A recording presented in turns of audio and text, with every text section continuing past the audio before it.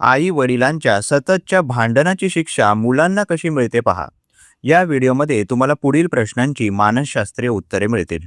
आई वडिलांच्या भांडणाचा मुलांवर होणारा मानसिक परिणाम.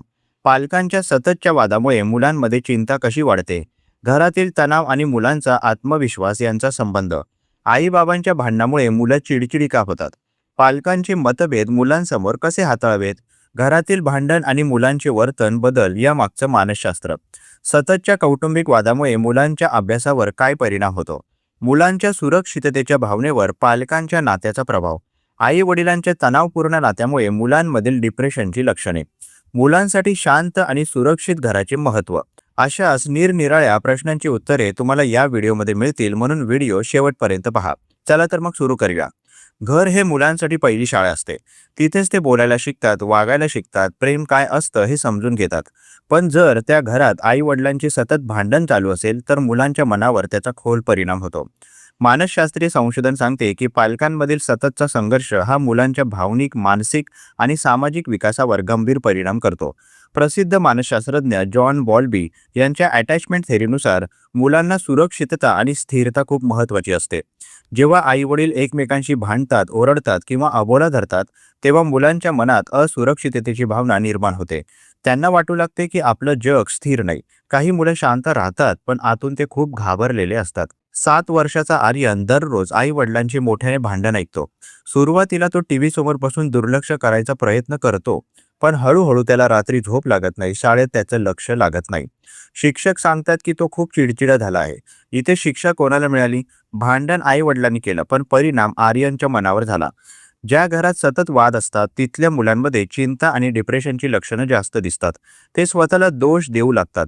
अनेक मुलं असा विचार करतात की माझ्यामुळे आई बाबा भांडतात. हा चुकीचा समज त्यांच्या आत्मविश्वासावर मोठा आघात करतो.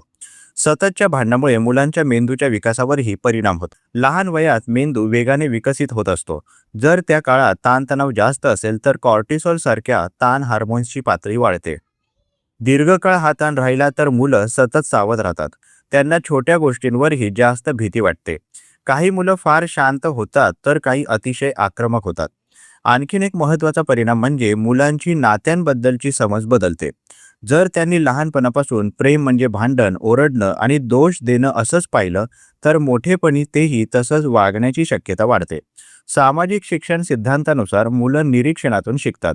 म्हणजेच आई वडिलांचं वागणं त्यांच्यासाठी नमुना असतो. उदाहरणार्थ, 10 वर्षाची सिया तिच्या घरात रोज भांडण पाहते. ती शाळेत मैत्रिणींशी बोलताना पटकन रागावते. तिला वाटतं की आवाज चढवला की आपलं मत ऐकलं जातं, कारण तिच्या अनुभवात तसंच दिसत आलं आहे.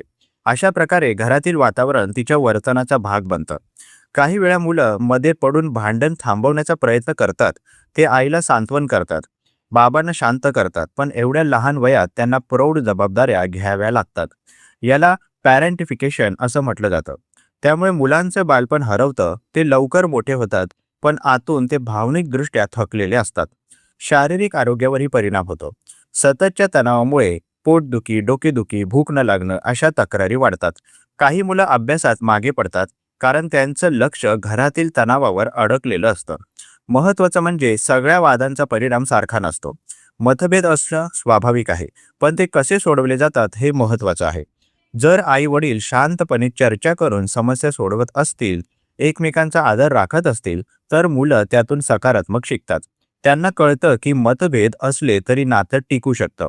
पण जर भांडणात अपमान, शिवीगाळ, धमक्या किंवा मारहाण असेल तर मुलांवर त्याचा गंभीर मानसिक परिणाम होतो. अशावेळी मुलांची सुरक्षिततेची भावना पूर्णपणे ढासळते. आई वडिलांनी काही गोष्टी लक्षात ठेवणं गरजेचं आहे. पहिलं म्हणजे मुलांसमोर मोठ्याने भांडण टाळणं. दुसरं म्हणजे भांडण झालं तरी नंतर मुलांसमोर समेट दाखवणं. त्यामुळे मुलांच्या मनात भीती राहत नाही.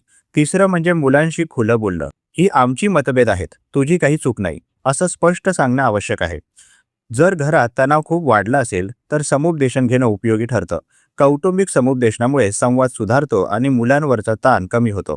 आज अनेक संशोधनांमधून हे स्पष्ट झालं आहे की स्थिर, प्रेमळ आणि आदरयुक्त वातावरणात वाढलेली मुलं आत्मविश्वासी आणि भावनिकदृष्ट्या मजबूत होतात. शेवटी एक गोष्ट लक्षात घ्यायला हवी, मुलं शब्दांपेक्षा वातावरण जास्त अनुभवतात. ते आई वडिलांच्या चेहऱ्यावरचा राग, आवाजातील कटुता आणि शांततेतील तणाव सगळं ओळखतात. म्हणूनच प्रत्येक भांडणाच्या वेळी विचार करा, हा आवाज फक्त दोन मोठ्यांमध्ये नाही, तर एका लहान मनातही घुमतो आहे. आई वडिलांचं भांडण कदाचित काही मिनिटांचं असू शकतं, पण त्याची छाप मुलांच्या मनावर अनेक वर्ष राहू शकते. म्हणून मतभेद असू द्या, पण त्याची पद्धत बदला. कारण भांडणाची शिक्षा मुलांनी का भोगावी? प्रस्तुत मानसशास्त्रीय लेख तुम्हाला कसा वाटला जरूर कळवा. तुमची प्रतिक्रिया आमच्यासाठी महत्त्वाची आहे. तुम्ही सुद्धा कमेंट बॉक्समध्ये एखादा विषय लेखनासाठी सुचवू शकता. त्यावर लवकरात लवकर आम्ही व्हिडिओ प्रकाशित करण्याचा प्रयत्न करू. तसेच हा उपयोगी व्हिडिओ उपयोगी लोकांना जास्तीत जास्त शेअर करा. मानसशास्त्र संबंधित अशाच नवनवीन माहितीसाठी आम्हाला फॉलो करायला विसरू नका. आणि आपल्या अधिकृत व्हॉट्सॲप चॅनलमध्ये सहभागी होण्यासाठी 9137300929 या क्रमांकावर व्हॉट्सॲप करा. तेथे लगेचच तुम्हाला व्हॉट्सॲप चॅनलची लिंक मिळेल. मानसिक समस्येवर गोळ्या घेण्यापेक्षा अधिकृत मदत घ्या. त्यासाठी वर दिलेल्या क्रमांकावर फोन किंवा व्हॉट्सॲप करू शकता. लवकरच एका नवीन विषयासोबत इथेच भेटूया. तूर्तास धन्यवाद.